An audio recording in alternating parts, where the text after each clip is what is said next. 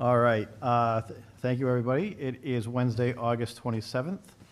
The Charter Review Committee is called to order. First item on the agenda is roll call. Mr. Burnett? Ms. Newberry? Here. Mr. Cristoforo? Here. Mr. Newton? Here. And the chair is here. Next on the agenda is public comment. Anything from you, Mr. Administrator? All right. So then, next on the agenda is for discussion, consideration, and action, meeting minutes from our June 18th and July 9th meeting. Give everybody a second to peruse those, if there's any edits or revisions. If not, then I'd look for a motion to approve the minutes as presented. Motion to approve. I have a motion to approve. Do I have a second? Second. I have a second. All in favor? Aye. All right. Now to the meat of our discussion. For discussion, consideration, and action, town charter and areas of review. So last meeting, we reviewed chapters 1 through 5. For this meeting, we're going to discuss chapters 6 through 10. I also have former CRC documents as applicable and administration recommendations. And since the administrator is here, do you have any administrative recommendations to date? No, I do not. Okay, very good. Oh, wait. Okay, very good then. So then we can jump right in. I've been listing these as chapters, but they're really articles. So Articles 6 through 10, we have Town Solicitor, School Department Solicitor, Department of Finance, the Budget, and then Department of Public Works as our topics of discussion for this evening. Did I skip over one? Town Clerk will, and Town Clerk, yes, there we go. So why don't we just start right in order, and we'll dive into Article 6 for Town Solicitor. Since most of the items were either amended recently in 2014 or 2010, I didn't have any notes, but if anybody wanted to add to anything.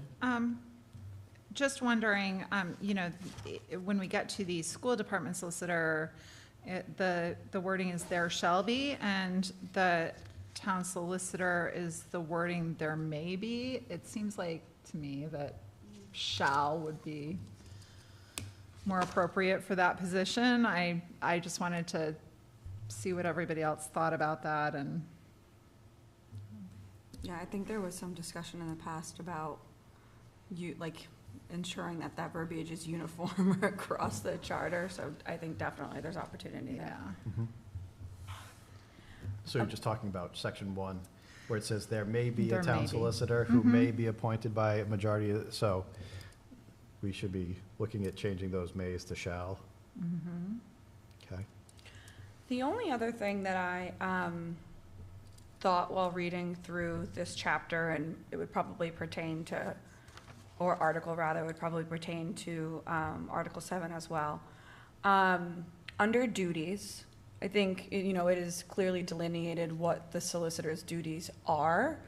I think as constituents who aren't necessarily familiar with the duties of the solicitor, and including my former self, I remember in my past life I used to bother our town solicitor a lot with questions, and he made it clear that it's not his role to engage with constituents, to answer constituents' questions, to represent constituents. And that was really only after, kind of badgering him a bit. So I think that without that understanding of what his duties are not, there's a little bit of a misconception of how constituents engage with the solicitor, which can in turn cause, just some tension or, just lack of awareness. So I don't know if there's an opportunity, and it's mostly like a nice to have, because I know that we really only have a small number of questions that we could possibly add to the ballot. But I think maybe clarifying that the solicitor is not necessarily, his role is not to represent constituents in town. There is protocol to how we engage with the solicitor, and it's really through the town council, the town administrator, and respective appointed and elected officials. Does that make sense? Yeah. Okay. Yeah, absolutely.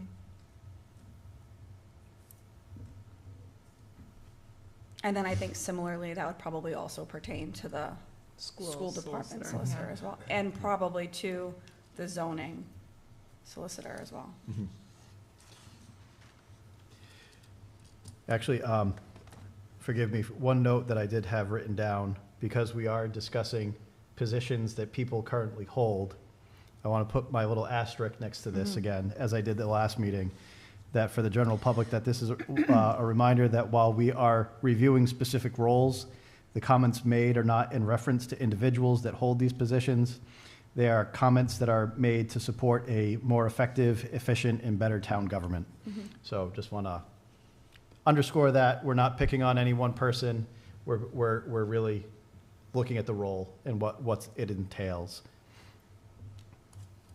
Sorry, I forgot, I meant to lead with that, because I know these are all positions that are actively filled, so don't want to think we're picking on anybody for any particular reason. Okay, so that's it for the solicitor, and similarly, we can move right on to the school department solicitor as well. One of the things that I was thinking of as we kind of progress into different departments and different committees, that what we could look to do is, I can reach out to the respective chairs of each committee, because I know we'll be talking about planning, zoning, school committee, and see if they wanted to review their respective charter sections, and then see if they have any additional comments too. I think that's a great idea. So I think that's on my list of homework to do. Mr. Chairman, can I? Yes, I Mr. did reach out to all department heads Okay, and asked them if they had any suggestions or comments, and nobody raised anything. okay, That doesn't mean we can't do it again, but nobody had an issue that they thought needed to be addressed. sure. So this would be in respect to the committees and everything too. So like the planning board, zoning board, school committee, see if those folks have any additional items that they've learned from in their past experiences that they think there could be some improvement.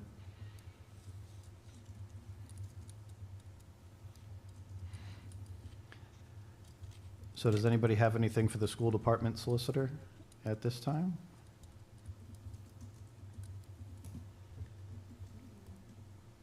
The Okay. only thing that I noticed with it was it's very repetitive, Mhm. the regular solicitor. I don't know if there's opportunity to combine the two, but I think they have to stay separate. Yeah. So Okay. that's the only thing that I noticed. This was an easy homework assignment this time through? Well, it's summer, you know? Yeah. Summer Thank you. vacation homework. All right, then why don't we transition over to Article 7, the Department of Finance. The thing that stood out to me about this one was when we get to Section 2, under qualifications and compensation. If we go back and think about when we talked about should there be a town manager, should there be qualifications, obviously, that's a continuing conversation that's been going on for years. But really the qualifications for the town administrator are just to be someone in town, right? Then you get to the finance director, and there's a pretty comprehensive list of things that the finance director needs to be qualified for the role. The part 2 of that is compensation. The director of finance shall receive such annual compensation as may be set by a vote of the town council unless the duties of said office shall be performed by the town administrator for no additional compensation. I understand the goal or the reason for having that in there is they don't want a person to come into office and say, hey, I'm firing the finance director and I'm just going to do the job myself and get double dip and get paid for it. But it just seems a little off to me to have such stringent qualifications for the finance director and then say, oh, but the town administrator could do the job without getting paid more. So just something that really jumped out to me that I wanted to to note and point out, and maybe that we could discuss. Okay. I had similar comments about the qualifications, and curious if we need to be a little bit more stringent with that, stricter with them. Because you know, the way this is written, it could be a student that's, you know, fresh out of college. They could still be qualified to prepare financial statements, but they might not be the greatest financial statements. So I'm wondering if we want to, if we could potentially add, you know, situations where they're a CPA, or they have their master's degree, or they have so many years of experience, just to make sure that we are, you know, setting ourselves up for success. And, you know, that kid out of college could be a great person to fill the position, but we don't want North Smithfield to be like a training ground for anybody. If I could offer some thoughts on this? Sure. I'm very careful going down this road. The cities and towns in this state cannot find finance directors, period. They are not paid well, and in fact, the trust has said it's the #1 issue that's facing the communities right now. You start raising the bar on this thing, we're gonna make it 10 times worse. Yeah. Also, just because you have an accounting degree doesn't mean diddly when it comes to being a finance director of a public institution. Public finance is totally different from private finance. Totally different. I ran a private company for 45 years. I read the financial statements for town government. They make no sense to me. They're illogical. So we have to be very careful to raise the bar, because we don't compensate to a level necessary. Now, with that being said, the administration, Could I stop you for a second, Scott? I just want to make sure if we're having anybody watch, you have a microphone so people are catching this, because I think it's really salient to what we're talking about, and I don't want it to get missed. Most people prefer not hearing. Here I am, especially Rebecca. You don't have to agree with me. That's on, okay. The administration is going, or will be going through a process shortly to do a comprehensive assessment of pay scales, and benefits and job requirements, and doing a comparison with what we consider to be comparable communities in Rhode Island. The purpose of that is to circle back with the council and give them a sense of where are we missing. My personal feeling is we seriously underpay employees in this town, and it's hurting our ability to retain and to attract. But we need data to demonstrate that. So I think at some point, the council may want to reassess that whole compensation situation. So leaving it up to the council to set pay makes all the sense in the world. I would just suggest that the qualifications as it relates to Director of Finance, I wouldn't raise that bar anymore. And in terms of qualification, Town Administrator, that's an elected official. You can't set standards as to what an elected official has to have to run for office. Unless it becomes a manager. Unless it becomes a manager. And if that is true, this whole document, throw it out the window, because a manager requires a complete rewrite of the charter. But yes, a manager, even with that being said, I've looked at the manager pay in Massachusetts. It's typically averaging at $225,000 to $250,000 a year. They just paid, I think it was the city of Charleston, just increased the compensation of their manager to $225,000 from $190,000. And if you look at the requirements, there may be requirements, but in Massachusetts, they're waiving them all the time. There are people that are getting these jobs that don't have any, like for example, they're not certified under the, I forgot the name of it, it's the, I just joined, I should know. It's the National Association of City Managers, and they're hiring people that don't even meet those requirements because they can't find anybody. So it's a real problem that we're facing in public service right now.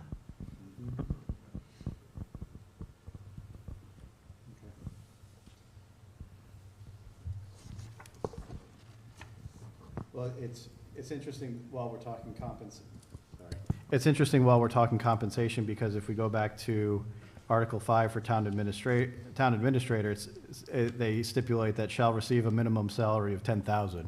So, you know, That could buy, a couple burgers for, a month but that's just, one of those things that maybe across the board, we should just be looking at to be, the compensation is set by council across the board on all these articles. And that's exactly what has to happen. Mhm. Council has to set Yeah. compensation.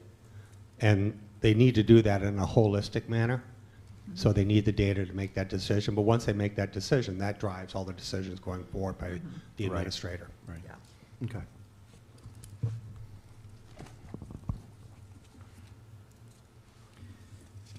Okay.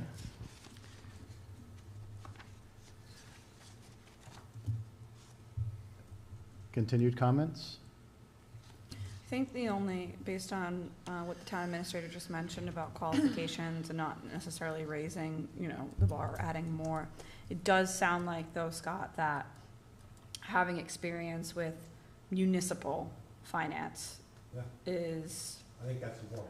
probably one of the more important ones. It's not specified in the charter, and again, Yeah. these are really nice to haves because we only have a minimum number of questions that we can include on the ballot, but I think it is, especially going through the budget process myself for the first time back in June, municipal finances there's definitely a learning curve there. I think it should be preferred, but Okay. not mandatory. And that is also too something that theoretically, right, when you would go to roll for this or post-roll, you could include in your preferred qualifications that you have municipal finance experience. It's not necessarily, it doesn't have to be delineated within the charter. Right.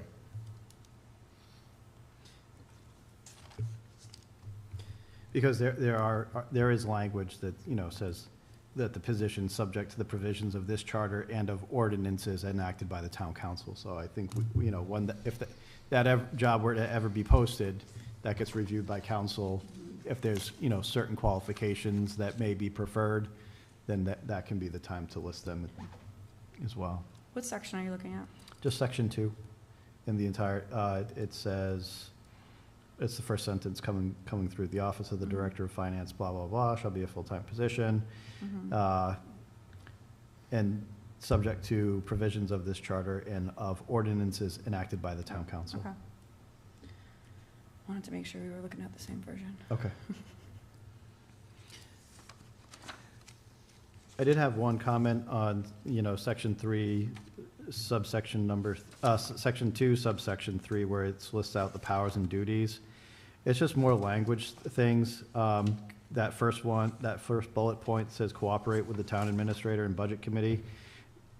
It was just a question I have is, is it an unwritten expectation that they should also coordinate with other departments and everything? Or is it assumed that when they're cooperating with the town administrator, they're also working with other department heads? Just, I didn't know if we needed to make that more clear, or? I mean, obviously, the town administrator, all department heads are selected and report to the town administrator, so I think it's understood. Okay. Clearly, the process right now is that the finance director solicits department budgets from all department heads, and then he assimilates all those budgets into one document for the administrator to work off of. So Okay. they already do that by default. If I would say, if you want to put that in there as clarification, you say, and other department heads through the town administrator. Yep. Because you don't want department heads to act individually. Sure, Separate sure. from the town administrator. Yep, okay. Okay. One of the other sections that jumped out to me was the competitive bidding, section 3. There's a lot of state law that already outlines this, so I didn't even know if this section could be deleted or amended just to make reference to appropriate state law. Yeah. That could be one of the ones that's very easily updated, because I saw a little bit of contradictory language just on, getting bids and specifications and all that stuff. And some of the language is a little outdated. So it was just one of those things, being in the public bid world with, certainly Howell and some other construction projects that I've been part of in the past. It's just one of those things that was going to be a question for the solicitor from me, if we can just amend that section to relate to the state law. And you may want to consider, although I think it's an ordinance and Mhm. not the charter, and that is, there needs to be a serious conversation regarding the amount in which a public bid process has to happen. Mhm. It's way too low. $5,000, you can blow your nose on now. Oh, yeah. And to force us to go out to public bid for $5,500 is costly to Ridiculous. the taxpayers. Yeah. We can go out and solicit bids, preferred bids from like 3 sources. Yep. But to actually do a public advertising, there should be, but I think that's covered under ordinance. I don't think that's covered under charter. Yeah. Okay.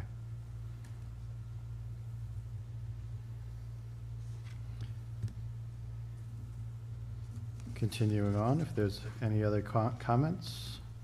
Section 4, we have that same pesky problem that we've had with other things where the wording is from time to time, which is not very specific, where it says the tax assessor shall receive such compensation as may be fixed from time to time by the town council. Mhm. But again, that goes to compensation across the board, and I Yeah. think we're already talking about that, but.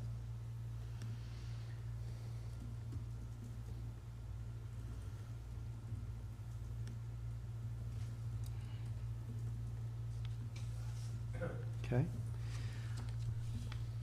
One of the questions I want to pose to the group as well, for Section 5, the Board of Assessment Review, particularly when it comes to review of real estate and taxes. Again, I know with the Asset Management Commission that their qualifications are listed of, you know, being in the architecture, engineering, construction industry, or real estate. I'm also wondering if we want to outline some qualifications for the board members of the Board of Assessment Review, just so there's some, this is more coming from a liability standpoint. If you have Joe Schmo coming off the street and he has no idea about any, you know, how buildings are assessed and real estate values and on all the like of that, do we need to protect the town and ensure that we have, you know, licensed professionals being part of this group? I think currently they are all licensed professionals on that Board of Review, Board of Assessment. But it's just one of those things, again, protecting the town, liability, just something for discussion. I think that's a really great call out. Yeah, I mean, as you said in the beginning, this is not about who's currently on it, it's about process, and we want to make sure that we're setting this town up for success. Mhm. And it may just be that by luck, we have Right. folks on the board Right. right now that currently Absolutely. have the appropriate certifications, but, you know, that might not always be the case in the future, so I think just setting ourselves up for success there. Okay.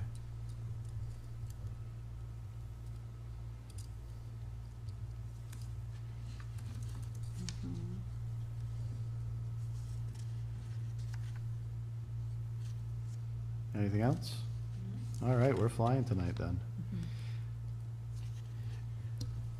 I didn't know if the Section 10 tax reevaluation survey, you know, it mentions some different taxes where we have motor vehicles, trailers, boats, airplanes, and similar mobile equipment. I wonder if that's another area where we just need to be cognizant of state State law law. now, because we don't have motor vehicle taxes or anything like that. Right. So it could just be the tax reevaluation survey as outlined in state law.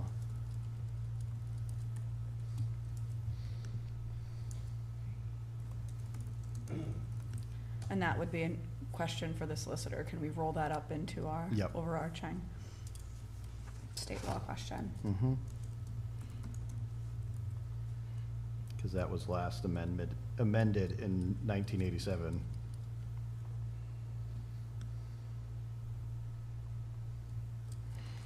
The only thing I noticed, and maybe this is just because I'm, again, still relatively new to municipal finance.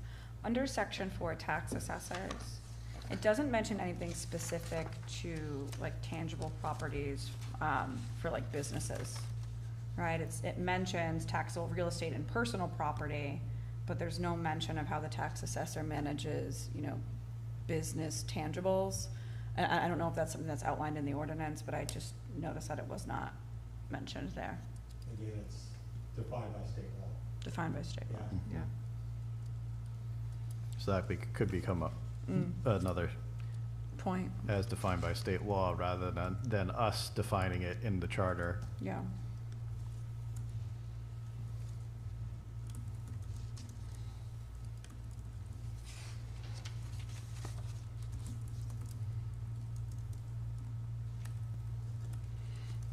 Okay.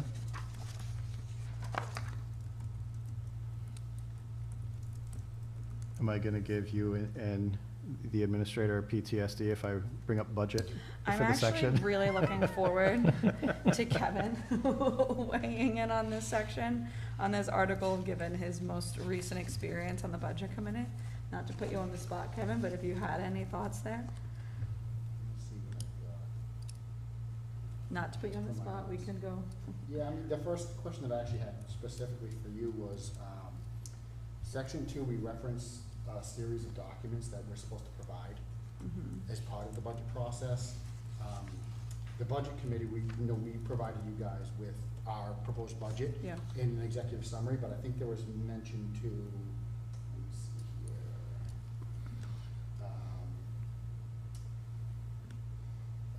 A budget message being prepared by the TA and a copy of the independent auditor's report. I know the auditor's report came in a couple months before, so it is technically separate, but you did get it.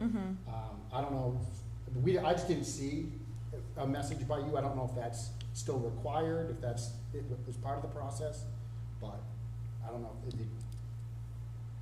I don't remember seeing that. Yeah, I mean, obviously, it's a public document once it's Yeah. been accepted by the town, but I don't remember the finance director, as part of the overall submission, providing a copy of that to the budget committee. Yeah. I mean, it should, absolutely. Yeah, I mean, I just saw, if Yeah. it's not something that we're currently providing, and if we decided at one point that we don't need to provide it, do we remove it from Well, again, the it's, charter? once accepted by the council, it's a public document. Yeah, It's actually posted on the website. So, yep. but should the finance director provide a copy with the management letter? You know, Yeah. yeah, I mean, possible, yeah. I mean, I personally think that I would have liked that general summary, especially as a newer town councilor Yeah. that wasn't as familiar with all of these different revenue streams and, you know, expenditure and also to, you know, estimated expenditure based on where we were at that time of the year, but. Of course, you do know, I mean, of course, the auditor does come to the town council I know, but and the make a auditor presentation. also gives us like 100-page document that's. But, you know, kind of you can diff- specify to the auditor maybe the format that you would like the auditor to present to the council at that meeting. Yeah, So what are the highlights? And I do think also that we should, and this is more of a protocol as it relates to the council, when the auditor makes a presentation to the council, the auditor's comment should not be subject to a answer and question routine with the public. They've been doing that in the past, it's unacceptable.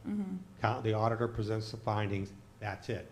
The public wants to make comments, they can, but don't get into a situation where you're asking the auditor questions, because I don't believe that's appropriate. I think that's fair. But that's not a charter issue, that's just a protocol procedure. Yeah.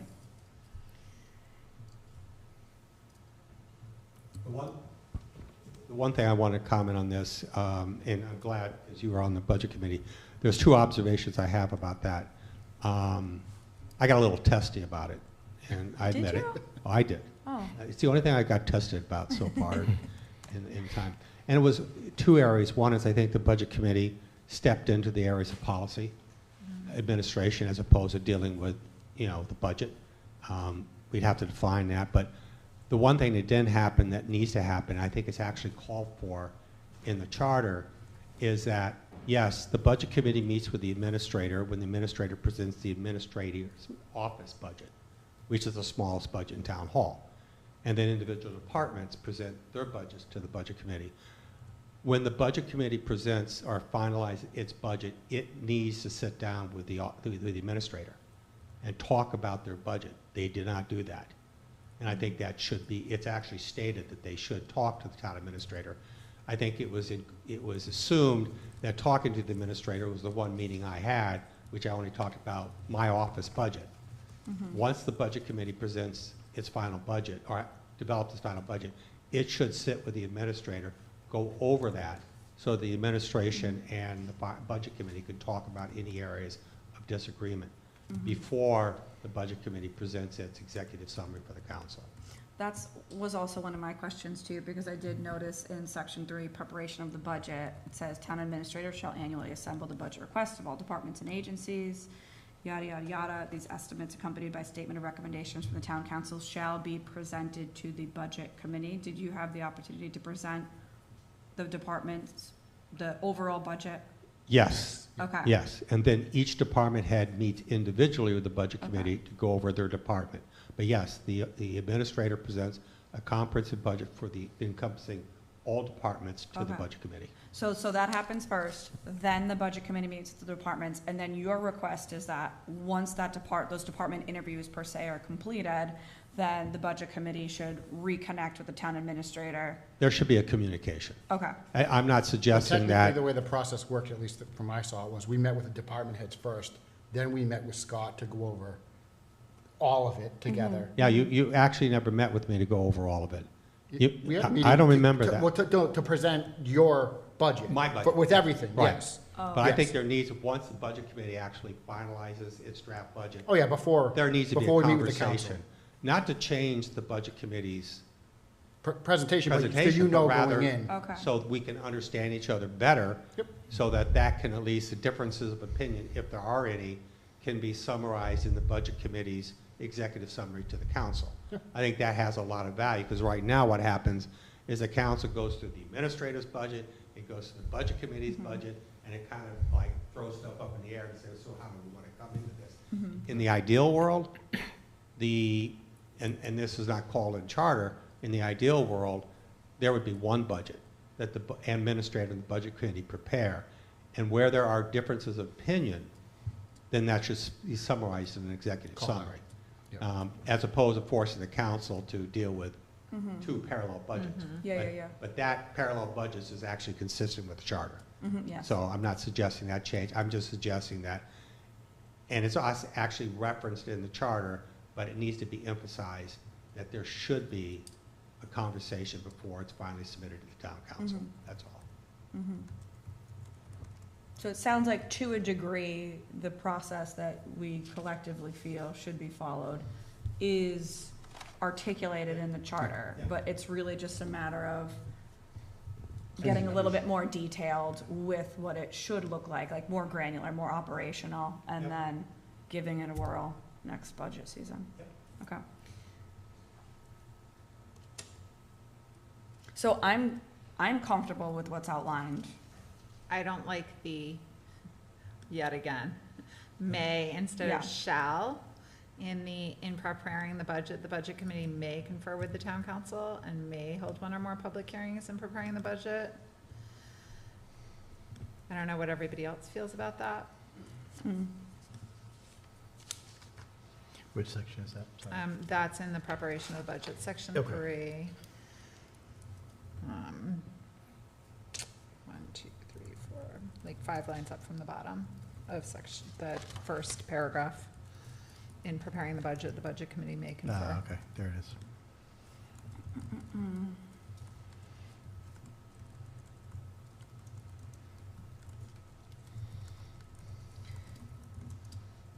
I did have one more, call out for budget format. So, I'm toggling between a few documents, give me a sec, where am I? Okay, second paragraph, in parallel columns, this it refers back to what Scott was just mentioning about how the charter essentially, delineates the format that we need to receive, which I appreciate. I do like that idea of an executive summary where there is a gap between the budget and, budget committee and, the administration, like, rather than us having to go back and forth and ask questions, like, can we have an executive summary that explains? I like that. That wasn't my point, but I wanted to circle back to that. Anyway, the amount of each such item in the budget of the current fiscal year and the amount exactly expended. Okay, sorry, let me circle back even further. I need to read the whole thing, so you have context. In parallel columns opposite the several items of proposed expenditures, there shall be placed the amount of each such item in the budget of the last completed fiscal year, the amounts of such items actually expended during such year, the amount of each such item in the budget of the current fiscal year, and the amount actually expended to the time of preparing the budget, plus the expenditures for the remainder of the current fiscal year estimated as accurately as may be. So we had a little bit of a hang up there during our budget conversations. Because I believe, and correct me if I'm wrong, I believe the numbers that we had were through April. Actuals, yep. Actuals. Through that period of time. Yes. They weren't actuals plus. Consistent Yes. with past practice, however, we collectively didn't feel at that time that we could make educated decisions based on April actuals and not without having May actuals. So I don't know if there's opportunity to clarify some of that language, and it sounds like, after having discussion with the finance director, that it sounds like May was able to be provided, and that, going forward, we can expect to receive May actuals. So I don't know if there's opportunity to clarify some of that language in the budget format, but I think. it puts clarity into it, Yeah. that the financial information presented to the council should include accounts reconciled through May of that year. Just understand, in order for that to happen, that automatically forces the conversation with the council to the second half of June, because we won't have final Time for numbers month-end close, until the first half of June, which is fine. That's what we did this year. Yeah. It just pushes up against the wall a little bit, but I think being very clear, have reconciled accounts through May, I think is fine. Yeah, well, and I think too, like, yes, it might put us to a later date in June, but as a result of not having the numbers that we felt we needed in order to make those informed decisions, we ended up having to push the meeting along anyway to a further date. I mean, technically, if you want to follow exactly what this charter says, we didn't follow the charter. Because it says expended to the time of preparing the budget plus the expenditures for the remainder of the current fiscal year, estimated as accurately as may be. So what we would have done is taken the actuals and include annualizations, so that the remaining 2 or 3 months, annualized, what your annual expense was, multiply by 12, we've got 2 more months, it's, Right. that, we should have added those in Yes. based off of what the charter is saying. And in fact, in the past, it was not unusual For the presentation to the council to only be through March. Yeah. First quarter. So we've constantly tried to move that out a little bit. But it clearly, I think, will give the council greater comfort in making their decisions versus us just simply speculating or projecting Yeah. the balance of the expenditures for that fiscal year. Right. Because that's a crapshoot. Oh, yeah, It's oh, no, really- yeah. It's very yeah. difficult to Yeah. do. I mean, it's tough to annualize. I mean, a lot of the stuff too, like if you look at certain line items like snow removal. Right. I mean, we met in January and you really only have 1 month of snow removal through December. And if all your snow hits in, January through March, the account looks like we've spent no money at that point in time. When in reality, yeah, we're gonna spend it January through March. Right. So it's tough to just use annualizations as well because they're not 100% accurate. Unless you're spending equally Yes, every every month. month. Yep, unless it's a Which fixed cost doesn't every happen, month. yeah. Yeah. For Yep. anything. Okay. That was my only call. Okay. As you said, I was looking forward to hearing what both you and Kevin were gonna have to say tonight, because my experiences with the budget is when the capital improvements come in front of the planning board, and then we say, yep, looks great. Make sure you bill out for the next 5 years and good luck. Yeah, and, you know,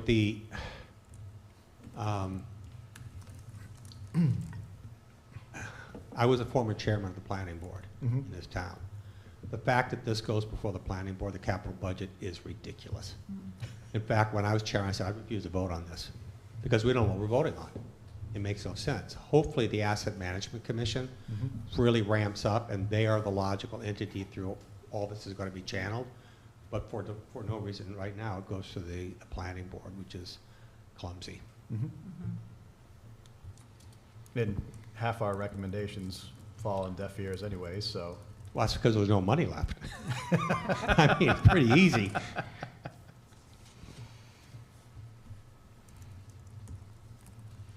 All right. Any other comments in regards to budget? I think my only big picture, I think this came up last time too, is just that it is a little confusing that Article 3 is financial provisions of the town and includes some budget-related stuff, and then you get to 8 and it's the budget. It doesn't feel like a pressing thing. Yeah, but- that was, I brought that up as well. Yeah, right, it was you, Kind of yeah. combine the two I because thought, they're I thought you interrelated. had. I think that's a nice idea in terms of thinking about the average person just looking at the document. Yeah.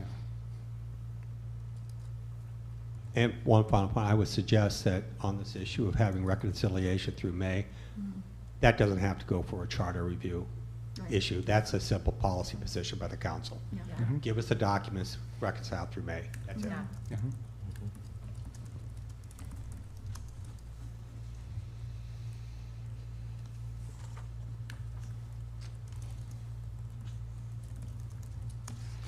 Okay.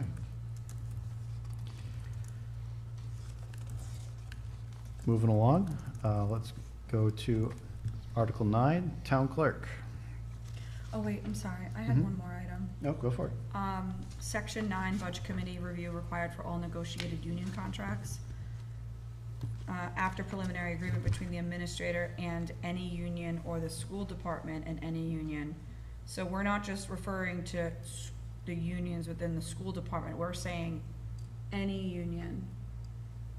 Now, have you guys played that role in reviewing We union played that role contracts? once this year with the school one, right around budget time. But what about the police, We're gonna be talking about that in executive session. okay, okay, And we'll have a conversation that actually under charter has to go to public, under state law, has to go to a public hearing, and that council has to have the contract no less than 10 days before the public hearing. okay, So, yeah, we have to go to town So- council.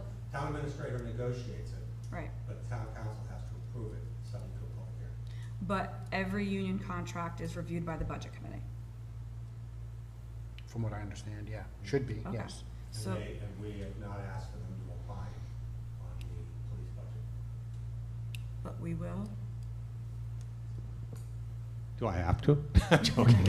Well, I'm just saying, No, per yeah, our I mean, charter. yeah, we can. It's just that we got to understand, I mean, I think the budget committee can review and make thoughts, but you got to understand something. When you're negotiating this contract, it's a very difficult Well, process. I was gonna say functionally, what's gonna happen if, after you guys come to a preliminary agreement, and the budget committee comes back and says, oh, no, Yeah. you don't, are we really gonna stop the process? We have I a- don't know. And we have a preliminary agreement, but if I, as a town administrator, have to negotiate a union contract, and that union knows that somehow the budget committee also has to opine on this, I'm dead. I can't negotiate a contract. I have the authority to negotiate this contract and to sign the contract, subject to town council approval. You add that other layer in there, it gets unwieldy. Well, but that's the Yeah. layer that's articulated by I the know, charter. I know. Right. I'm just saying, it's a problem. I don't know if that's been done in the past. I don't think, did you look at the school contract, recent school contract? We did, I could not attend the meeting because I left on Okay. vacation the day before. Yeah. But Joey, Doug, and Mike, I know were able to make that meeting. The other problem too is that we have to be very careful in that the contract is being discussed with the council in executive session. We can't make this a public document. Right, right. So how we would do that with the budget committee, I don't know. I don't know how it's been done in the past. Wouldn't you just include them in the executive session at that point? That's probably not a bad idea, although we have executive session on Tuesday. Mm-hmm. You can't ask the whole budget committee to be in that meeting, but Right. maybe you can have the chairman of the budget committee Yeah. be invited to at least hear the presentation. Because in that case, it's the legal representative for the town is the one that makes the presentation to the council in executive session so that they understand the highlights, and then the finance director does a fiscal impact, which shows what the cost impact of that new budget is over the next 3 years, which we're in year 1 of that 3-year contract. So then I'm wondering that if the process that has been gone through in the past hasn't followed Section 9, and it just becomes more of a legal issue in this instance, would it be appropriate to just remove this in its entirety? Other than maybe, and again, I don't know what's been done in the past. That's what my main Yeah. question would be. Right. So Because I I agree, at least having the chairperson there would be a good idea, Yeah. because if you think functionally what the budget committee does is, hopefully you have some type of financial experts on there that can provide some insight if there are concerns. I mean, I get everybody's, an elected official, but not everybody's a financial professional either, so. And the interesting I thing, think that's why this is in here. and the interesting thing about negotiating this kind of contract, it's really not a financial discussion. Right. It's Oh, yeah. It's a Right. legal discussion, and you're trying to stay out of arbitration. Yeah. So the financial side is to quantify what the impacts are. Oh, yeah. And that's important, but it's far more than just a financial conversation. Oh, yeah. Right. And then perhaps that's where, with the financial director coming in, he is providing that impact statement. In this portion of the charter, it says that the budget committee would review and then report their findings. So perhaps that's just a shift of responsibility, that this section goes to the finance director. He provides the impact statements and in anything else that goes along with it. And then, on the side of the budget committee, if they need to be involved in the discussion, great. If not, and we find that it's, going to be, again, protecting the town, staying out of legal trouble. If this whole section just becomes an issue, then we just need to revise that. And one alternative could be is that once the document is made public, which has to happen 10 days prior to the public hearing, then the finance director would meet with the budget committee and provide an overview of the draft contract and its fiscal cost. Yep. That way you don't compromise the public nature of the document, but you still give the budget committee an insight as to why and how much it costs. So maybe that's a better way to do it. Or is it appropriate to ask that a representative of the budget committee attend the meeting that we are publicly reviewing the contract so they can weigh in from a financial perspective? You can do that, but you're only picking one person off the budget committee to represent the budget committee. I don't think Right. that's really fair. Well, I think you have a budget committee. All budget committees should have the opportunity to opine and to review. By that, you're just saying this person is going to speak on behalf. I think it's better to give them an opportunity as a group to comment once it becomes public, to make their thoughts known, and then that would be available to the council when we have the public hearing. so when are we thinking, and I don't want to belabor this, but I want to get the process articulated. When are we thinking that the budget committee would get together to review the contract in order to? The executive session, when we have this discussion on Tuesday, the council will have to decide, when it would like to have the public hearing. When we set the public hearing, then it would be 10 days prior to that public hearing that we would schedule the meeting with the budget committee, because that's when the document has to become public. So then theoretically, within that 10 days, the budget committee, Yeah. we could meet with, or the budget committee could meet, Absolutely. Review. And review. the finance then director would determine- come in and talk. Right. Yeah. How regularly do you guys meet still after? We haven't met since the last union item.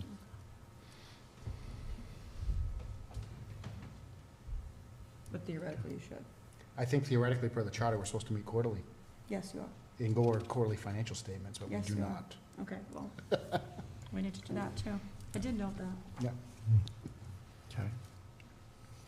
I don't know That- when that fell well, off, but no, it's, That goes back to the question for the solicitor that we had on a couple of the other sections. If there are portions of the charter that aren't being adhered to, are there consequences? Can there be consequences? So it's like, oh, you know, Well- if the council president has to send out a formal warning, okay, you guys haven't met, yeah. you guys need to have a meeting. Yep. Because I know committee attendance is one thing that the council president is in charge of. The chairperson of whatever committee reports back, there's been absences in this committee. That gets forwarded on, and then they're the ones that are responsible for them taking care of and addressing it. So, you know, I don't know if we can dictate consequences, but there should be at least some sort of protocol that, okay, if charter requirements aren't being met, and this could be in whatever section we feel the need it to be At in. least in regards to the budget committee, it is open-ended. Yeah, It says, "The committee shall hold a regular quarterly meeting in such other meetings as it shall deem necessary to Okay. accomplish its purposes." But I do remember reading somewhere in here that we should be meeting quarterly to go over, quarterly Yes. reports Yep. as I well. read that. So, I think those types of consequences, you don't want to start writing that into a charter. No, But it can clearly be an ordinance right, that the town would adopt as a policy, yeah. well, you know. Because, I mean, we just had a code of conduct passed, right? And there are some consequences. there were consequences initially, but there, you know, similarly, you know, okay, sorry, Mr. Administrator, you didn't submit your budget when you were supposed to. Okay. Go to Italy, man. But, I mean, that's just one of the, you know, one of the things that, you know, have come up in the past, and it's just like, okay, well, how can we resolve this?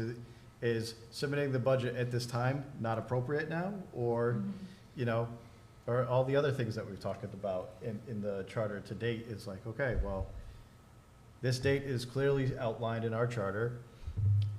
We should look at it as, are these dates feasible? If they are, then why are they, let's identify why they've been missed in the past, and then, you know, figure out if there's a violation of the charter, what who, happens? who's gonna be handling that? I'm raising my. No. I mean, the date as it relates to the budget process are strictly adhered to. Yeah. The finance Yes. director Oh, yeah, stays yeah, on yeah. top of those. Yes. Yeah. I think this is a twofold issue. I think appointed and elected officials, whether it's you're a board, committee member, even a town councilor, but maybe even the administrator, not everybody's super familiar with the charter, right? So like, we're looking at it at a very granular level right now, so we have an understanding of these requirements, but somebody who's sitting on a board or committee might not necessarily have an understanding of the requirements and the expectations of said board and committee. So I think it's one, ensuring that as a board and committee member, I realize it is in a volunteer capacity, and I get it, and it's a lot to read the charter, but it's familiarizing yourself with the components of the charter that pertain to your board and your committee. And then I think at that point, it's also the town council that should have an understanding of the requirements of boards and committees to ensure that boards and committees are adhering to the charter. With that being said, there's not great line of sight from town council into all boards and committees and, Requirements and- right, and not just the requirements, but also to the cadence of the meetings, goals and priorities, what's being accomplished, like, are they aligning with the goals of the charter? So I think there's some work that needs to be done there, but that's a whole separate thing.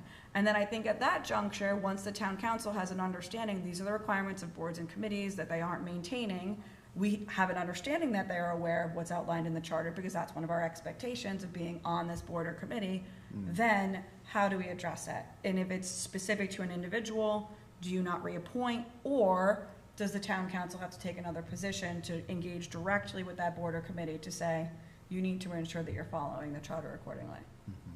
That was long-winded, thank you. I was holding it all in, that's why I had to raise my hand. I'll let you talk sooner. Thank you. Yeah, okay. No, it's all good. And it could also be an onboarding situation too. 100%. I know with planning board, I know Mark and Bobby have been really good with our new appointed members, that they give them a package that has, you know, the comp plan, our land and division sub-regulations, and also, I believe they also include the charter portion too. So perhaps when an appointment is made, one of the responsibilities from the town clerk is to, you know, give them like almost like a welcome package. Here's the charter that, section that applies to your committee, these are your rules and responsibilities. Here's the chairperson if there's any questions. If they can't answer the questions, here's the town solicitor and the council president. Feel free to reach out to them, that sort of thing. So it could just be as easy as a simple onboarding thing. And not necessarily to say that that's something that would be managed by the town clerk, but I think that the boards and committees Should manage have themselves, yeah. would outline what that onboarding or create what that content is. Yep. And then, once they're onboarded, the town clerk could then distribute.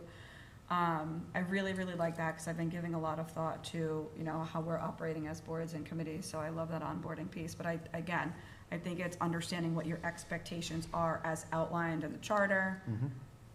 And then if there is that understanding of what the expectations are and they're not being followed through, then the town council needs to Right. then And step in. then one thing that I've noticed, since being on the planning board, for a while, we had a town council liaison that was assigned to the planning board, so Ooh, I love that. we could discuss things with them, you know, if there's, you know, an application that could be controversial or something. Not that we would have, ex parte communication about it, but just to kind of be able to keep that council member in the loop on what is coming in front of the planning board. I don't know if we need to reintroduce that again, because I know we have the liaison for the Howell Committee. Yeah. We have a liaison for Groundwater protection. groundwater protection, so perhaps we look at, I know that's putting a little bit more pressure on the So that's- five that sit Yeah, here. could that be a lot? Oh, and Yeah, charter but the review. liaison issue, Mhm. when it comes to the planning board and zoning board, is a totally different issue. Mhm. Those are regulatory legal entities, Okay, and they actually render legal decisions.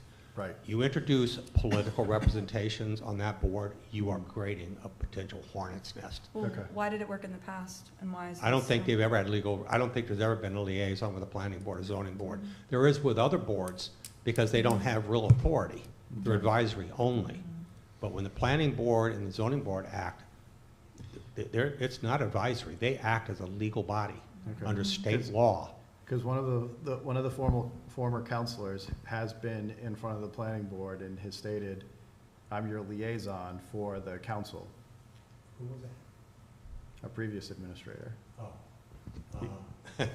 You know, this is something I would suggest that you get a legal opinion from Yeah. from the solicitor on that, Absolutely. because I think you're opening up the town for some major lawsuits. on Sure, that. no, and And that's that's scary. exactly what Yeah. I don't want to be doing. But it's something that's been brought up in the past, so I had, you know, thought that has fallen by the wayside, so certainly do not want to complicate anything. It's complicated enough, Right. as you know.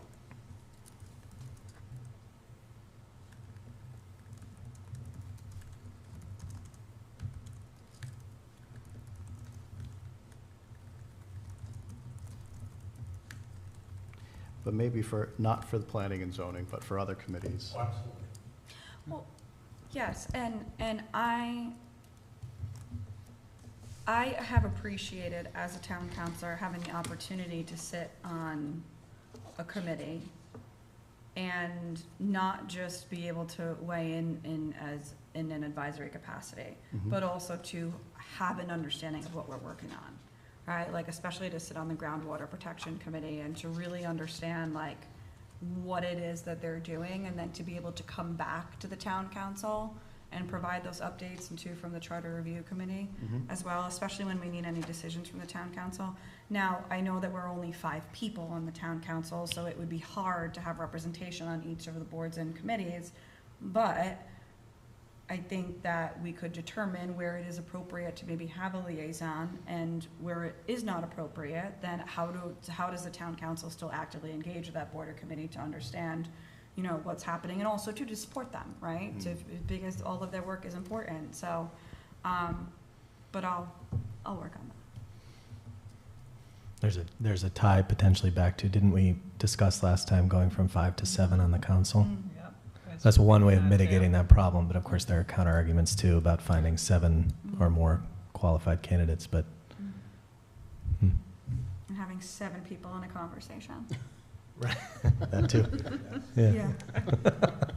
We did just fine with the 9 on the Hallwell Review Committee. At this desk?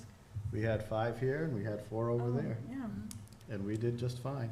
Where's Scott gonna skip during the meetings? I think I filed a complaint. Somehow I'm Well- not at the same status. You know, part of the planning board capital improvement recommendations is that we always have, I know Gary always asks to put an addition onto the ends of this table, because our alternates are kind of like scooted up next to each other. Yeah. And then sometimes they end up just sitting over there, but we want everybody at the table, We need to make flaps on the end of the table. right? But again, that's where things get lost from the planning board to the asset management. I digress, though. All right, any further comments on the budget committee? And you thought we had easy lifting. Then we started talking shit. Well, the budget is a whole section of itself, Yeah. so we might leave that for a meeting, its own meeting. Yeah. Okay, so let's move on to Article 9, Town Clerk.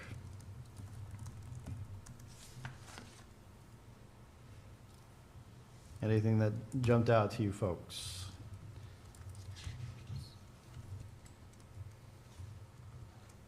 I thought you were pushing your button to talk, not Oh, turn it no. off. I was mumbling under my breath.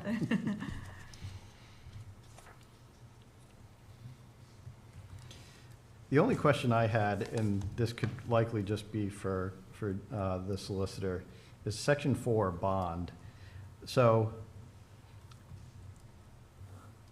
it says, you know, the town clerk and deputy town clerk shall respectively, within 15 days of time being sworn into office, give bond to the town treasurer with sufficient surety in such sum as the town council shall prescribe for the faithful performance of the duties of such office, the cost of said bonds to be paid by the town.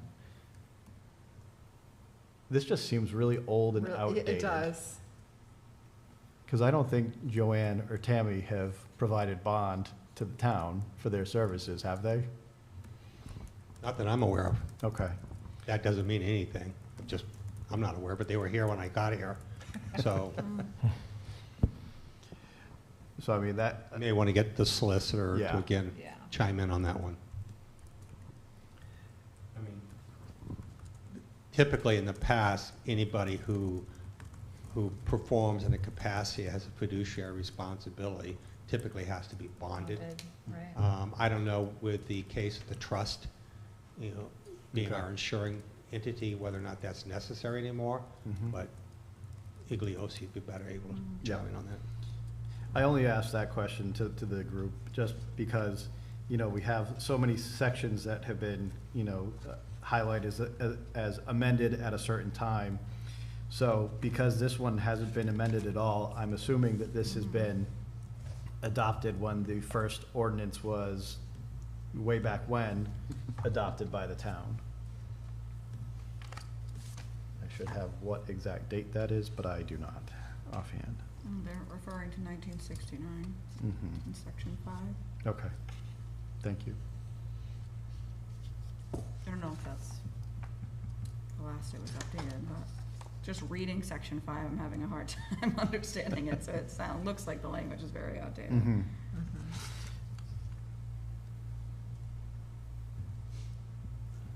Okay. Anything else on town clerk? No, we went easy on Joanne and team. Well, yeah, And Joanne and Tammy and Tiffany didn't have anything to say about their section? No, they didn't. Okay. I'll circle back with everybody tomorrow just again, but I Yeah. had a staff meeting last week and asked them if they know we don't have any comments. Okay. Very good. Then we're on to Article 10, Department of Public Works.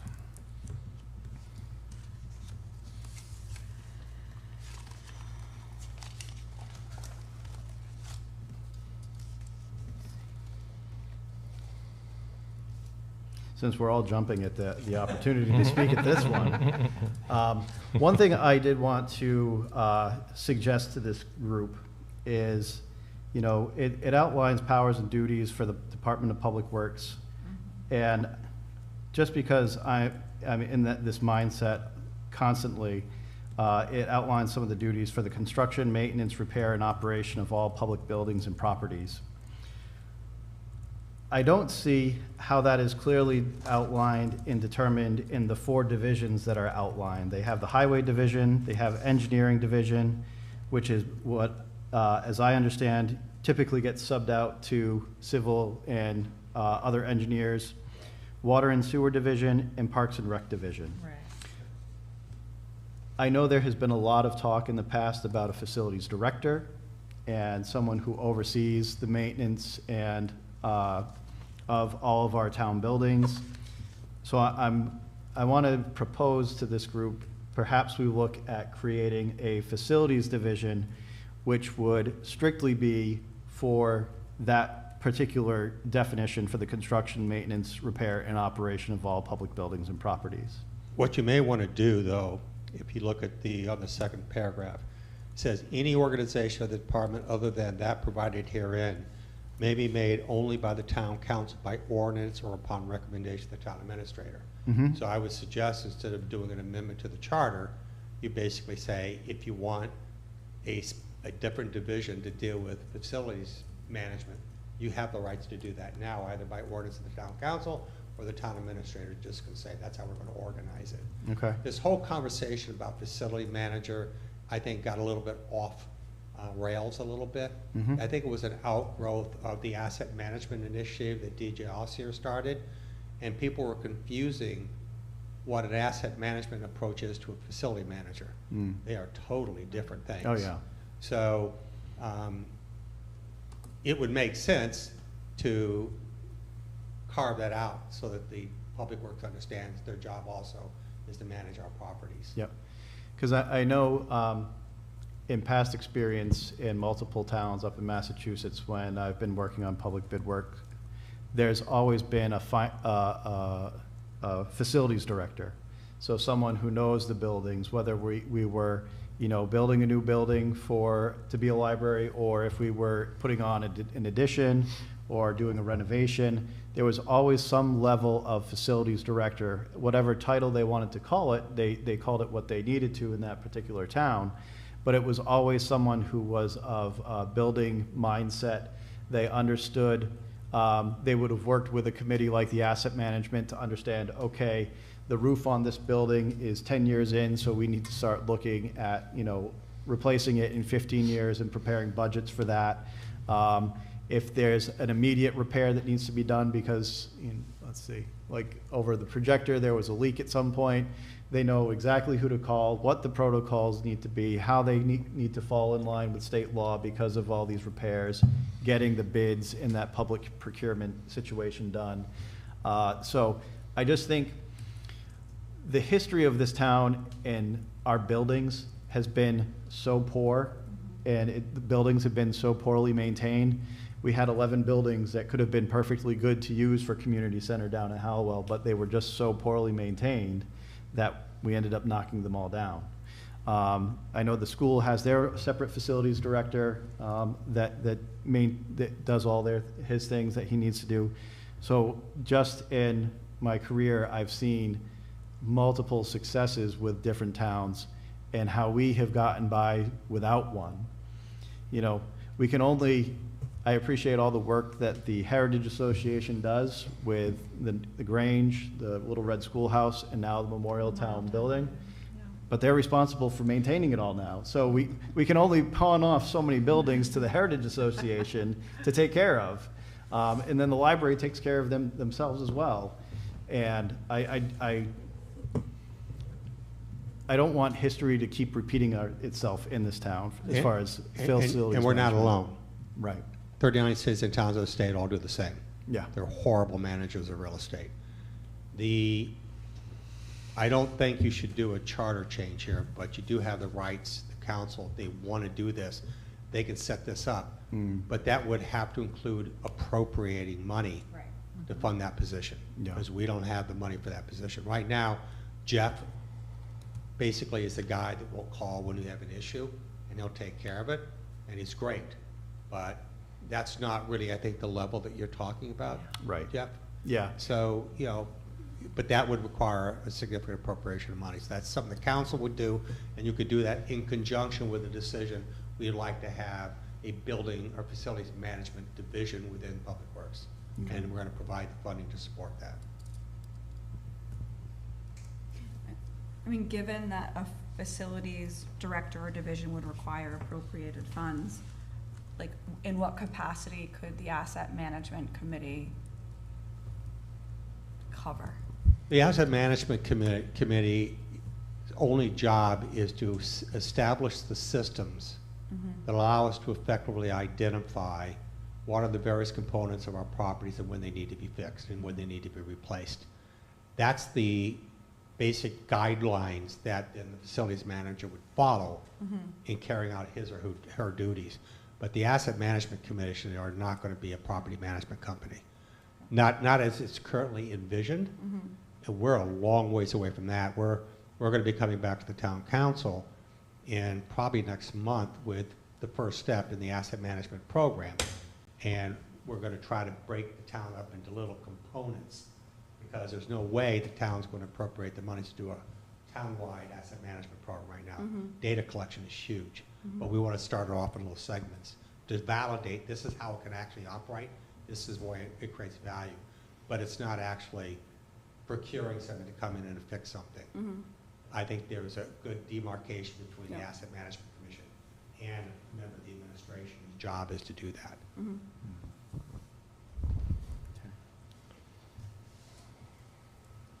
That may change. We may find after the first year of doing the asset management, say, you know what? Is there a way that we can expand this program to be more than just this? But we're not in a position to even say that right now.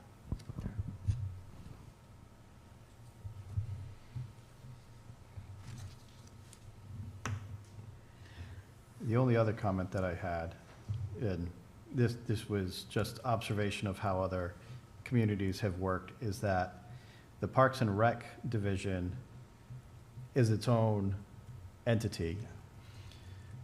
So I know that's how it's been, is gonna be the comment that's made, but is it appropriate that the Parks and Rec is under DPW for what our town has been doing? I know there has been, I've witnessed NS Hoops kind of have a resurgence within the past year or so. And I am very grateful of the time and effort that those individuals put together, and in addition to all the other rec leagues that we have in town. But it seems like, I know the Little League was in front of the planning board for the capital improvements, talking about improvements to the fields, because sometimes, you know, DPW didn't have the budget to take care of, you know, maintaining some of the fields, but they were there asking for support to get that done.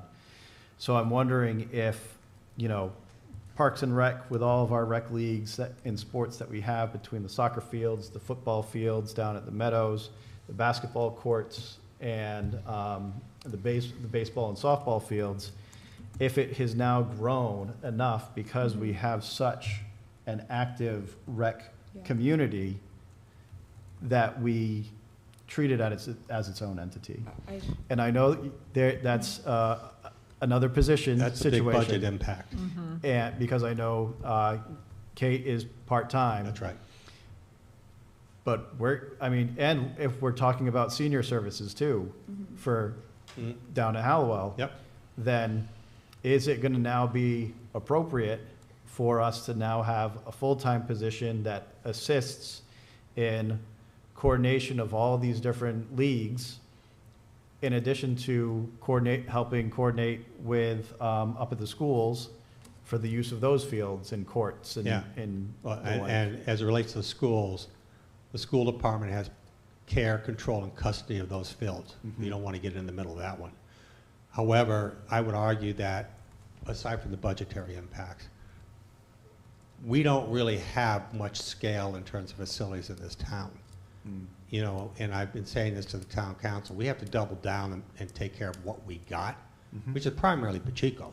Yep. We need to invest money in Pacheco. I don't think we need a full-time Public Works Department and director to run what is a very limited scale.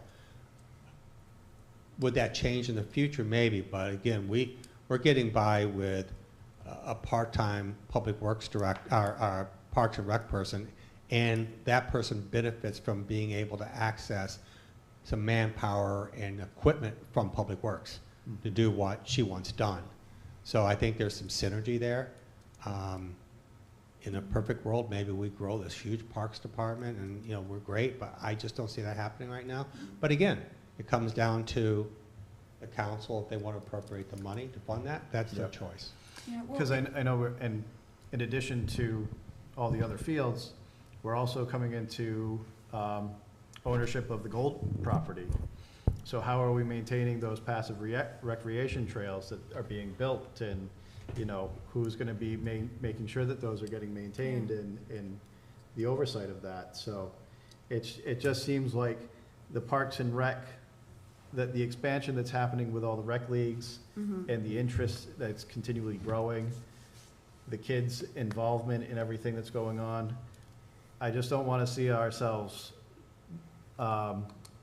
stepping short of what could be something that's really productive Well- and helpful. How it's articulated in the charter, it comes off as though the Parks and Rec division is very operational. I think we have a pretty engaged and strategic group over there, of volunteers on the Parks and Recs committee. I think that we should leverage them as such, like especially as we start to think about the Gold property, especially as we start to think about Pacheco. I would really like them to play more of an active role in strategizing how we can use our parks and what recreational activities make the most sense. And I know that now with the senior services and how we've essentially brought that under the administration, is there like a phased approach where that becomes a more comprehensive recreational program? And I think leveraging our Parks and Rec committee a little bit differently, and I'm sure they all want to deliver in that capacity too. They are a very, very engaged group. Like, can we really start to, you know, naturally build this sort of cohesiveness between senior services, under the administration, Parks and Rec, and really allow this to enhance our town? I will say, having been on the committee for three and a half years, I think people on the committee would be really receptive to Yeah. hearing that. Yeah, they're a really engaged group, and I It's a good bunch. want to hear more from them. And I think too, that's also on the town council, like, we need to provide them with more of a platform to be able to tell us what they're doing, tell us what their needs are. I think that's probably what all boards and committees really need, but especially the Parks and Rec committee that is incredibly engaged. And the problem that we have under the Parks and Rec is that the way that we deal with Parks and Rec is sort of on a one-off approach all the time. Yeah. Okay, we have a play structure that's falling apart. We need to go find money to replace that. But there needs to be a more ambitious, bigger vision Yes. for our recreation facilities, and then start to put together the strategies Yes. as to how to make that happen. I think we can clearly do that through the Parks and Rec Committee right now. I mean, the fact of the matter is, I used to be the chairman of the North Smithfield Youth Soccer Association. Our programs in this town have been volunteer-driven, have done a really good job. And when necessary, they partner with the town to deal with infrastructure-related issues. I think it's worked pretty well. I'm always concerned. I understand why there's an interest in maybe creating a new position to create more solid nature of whatever we're doing. But sometimes all we do is we're creating more, silos and more territories. And maybe that can be addressed by who we hire, but we never know how that's going to evolve. I think we have to be very careful and keep a system in place where everybody works together, as opposed to, okay, we've got another department now that we have to deal with. Sure. Another department has to put together another budget as part of the budget committee, and it just takes on a life of its own. There may come a time, just as with the senior services, there may become a time that we need to spin this off. We need a separate entity that can go out and aggressively raise money through, foundations and stuff, But until we get to that point, there's a whole overhead that comes with creating a whole new department. I'm just not sure we're at that point yet, but I get where you're coming from. Yeah. But I think we have enough talent around that we can do it within our current structure. I appreciate everything that you said. The one thing I get concerned about is volunteer burnout. We've seen some news articles coming out in the past with people resigning, burnout. And while I appreciate all the volunteers that have been on the committees that I've been serving on, the 5 of us here and the multiple others that I've served with, I just want to make sure that we're not relying on them so much that we're burning them out as well. I want to make sure that the town council and administration is also providing them with enough resources so that, we can lean on, the planner, the DPW, the department heads, and still be able to accomplish what we need to accomplish. I think that's a really, really good point, because the burnout's not just happening here, it's happening in Everywhere. nonprofits all over the place. We can't find directors anymore. I'm concerned about burning out volunteers if we're going to put more and more layers of responsibility on them to report back to the council. I'm not saying you're saying, I think we have to be very careful, but I'm telling you right now, if I go from the volunteers to staff, my staff's burnt out. They have way too much on their plate right now.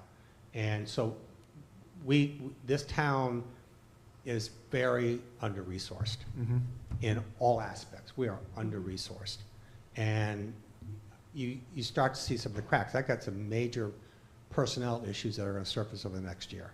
Major personnel issues. I lost somebody tomorrow.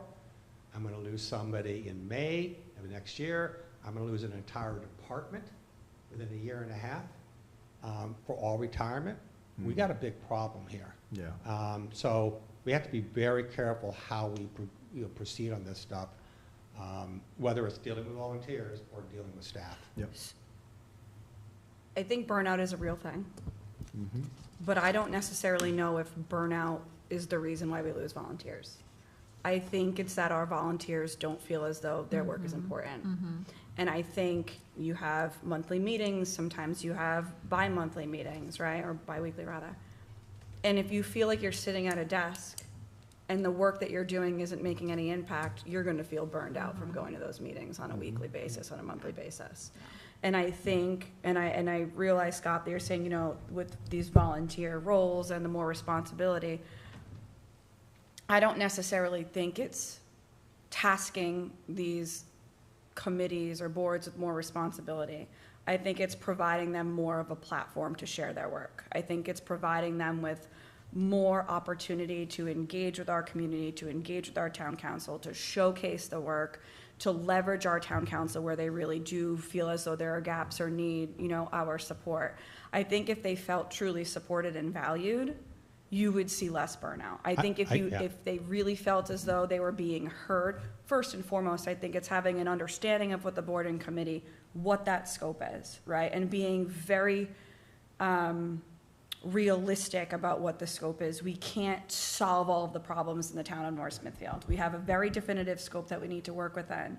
And it's ensuring that within that scope, we have an understanding of what our goals are, we have an understanding of what our priorities are, what we want to achieve, and not just how we achieve it in a silo on a Wednesday night, but then how we work with the town council and other boards and committees and potentially the administration to then deliver to these goals. I think if we established that process, you would see less burnout and much more engagement, and I think you would see a culture shift in Yeah, I town. think there's two different sides of this coin. You're right, on one hand.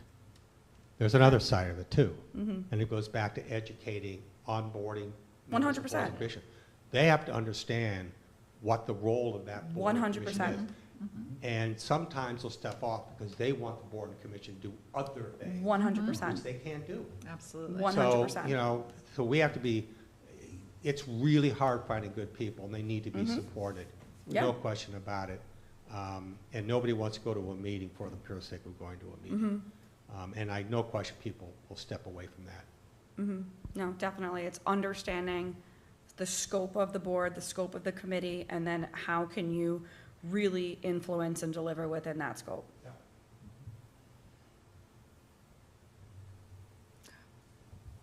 So we want to add that to the charter? or- I feel like, so like, I really appreciated this conversation because I think that obviously there's so much opportunity in the charter, but then it's really allowed us to be more strategic too and Right. voice our thoughts, and we might be getting a little bit Off off track, yeah. topic, but I It- think it, It's Good almost conversation. like we need a preamble to the charter yes. to say, the intent of this charter is to ensure collaboration amongst groups and individuals to ensure for a better town.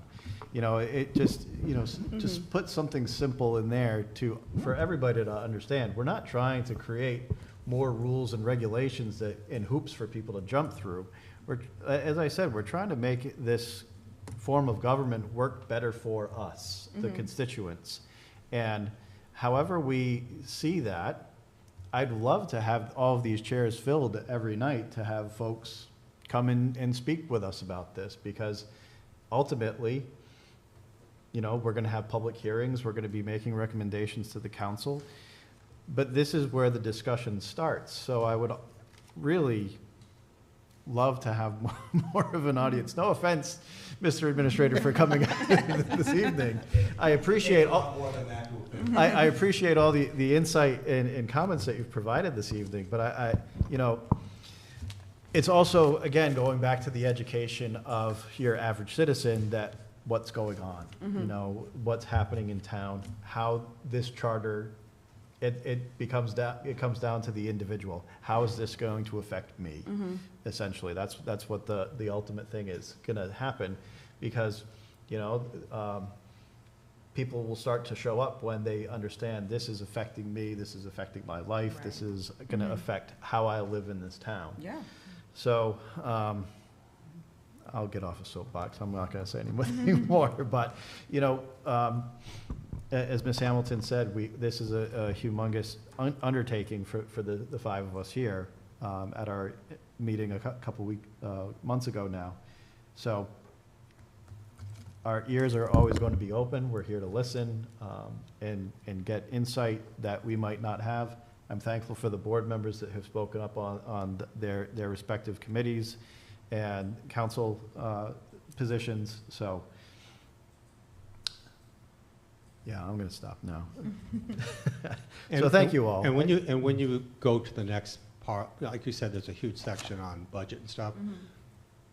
Reach out to me and I'll make sure that at that meeting, the finance director attends the meeting. Perfect. So you can ask any questions to him, Mhm. and probably bring in his deputy too, Okay, just to give some guidance, so that's fine. yeah, Any resource that we can be, we're in the weeds. yeah, So, you know, we just try to, you know, we're here not to control this, we're just here to give context yep, about what we're dealing with and what works and what doesn't work. yeah. Because by no means do we want to trip up an efficient process. We don't want to, I didn't say we're efficient. well, We could be less efficient. we don't want that to happen. No. All right. Any further comments on Article 10, DPW? All right. Then we'll move on to our other item for discussion, consideration, and action, recommendations to council, if we have any at this point. Hold on, we did have one other item within the last former charter review committee documents. Yep, former CRC documents. So there was one. Okay. About 317 pages of one. And it, I want to get it correct. It was an editorial and legal analysis that was completed back in March of 2022. I believe that was General Code that completed that. As far as I'm aware, I don't believe any action was taken on that document. They had until like July of 2022 to essentially provide a definitive answer on, you know, what they would like to move forward with. I don't know if that was ever followed through on, but essentially the editorial and legal analysis is an in-depth chapter by chapter review of the town's legislation, where General Code asks questions on each chapter and provides the town with an opportunity to make revisions to its legislation. I'm just reading, I want to read the objective. The purpose of the editorial and legal analysis is to give town officials an overview of the codification project and to guide them in making decisions as to what legislation is or is not to be included in the code and with what, if any, revisions. Note that the editorial and legal analysis review stage is the town's sole opportunity to submit major revisions for the codification project. All stakeholders should be involved at this review stage, as changes submitted after this stage are chargeable. The editorial and legal analysis has been prepared on the basis of a critique of the town's existing legislation, including as much as possible a comparison with statutory provisions and similar legislation from other municipalities to identify conflicts and ambiguities in order to bring consistency and order to the general body of the town's law. I don't know how much of that was actually ever followed through on. I don't even necessarily know how much of it is still relevant, given that it was completed in 2022. I'm happy to share that document with you. Yeah. I can share it with everybody, and you can read through it. It was kind of hard to decipher because there's a lot of like back and forth, it seems, between general code and town clerk. And I think maybe if we see value in that document, we can determine if it's something that we want to do for, you know, our purposes for 2025 going to 2026. But I'm happy to share that. Yeah. And then I think I can also circle back with Joanne and say how much of this was actually, like, did we move forward with any of these changes? Probably not, because they weren't on the ballot. Right, no. Okay, see you later. Thank you so much. Thank you. So yeah, I think distributing that, let's get it into our hands, let's review it, and then we can discuss it at the next meeting, and if we feel that it's relevant, great. If we Yeah. find that parts are and other parts aren't, let's do that. Yeah, it was a lot of like semantics, like may versus shall, like some of that. Okay. Okay, that was my only update. All right, perfect, thank you. So I didn't hear any recommendations for council at this point? Mm-mm. They didn't have any pushback on our timeline that we recommended to them? No. Okay. No. So then last item on the agenda is adjournment. Do I have a motion to adjourn? Have we figured out our next meeting date? That's what I was just gonna ask. We can do that right now.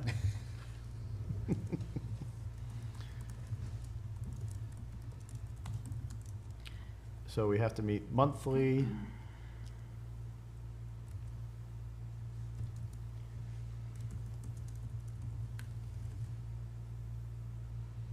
Do Wednesday nights typically work well for folks?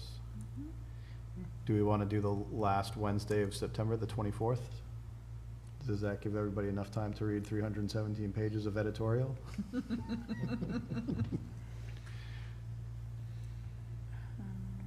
won't be in England for the month, so Okay. it's good. Yes, I can do the 24th. 24th? 7 o'clock. Kevin, that work for you? Yeah. Okay. So our next meeting will be on September 24th at 7. Now do I have a motion for adjournment? I'll make a motion to adjourn. Second? Motion is second. All in favor? Aye.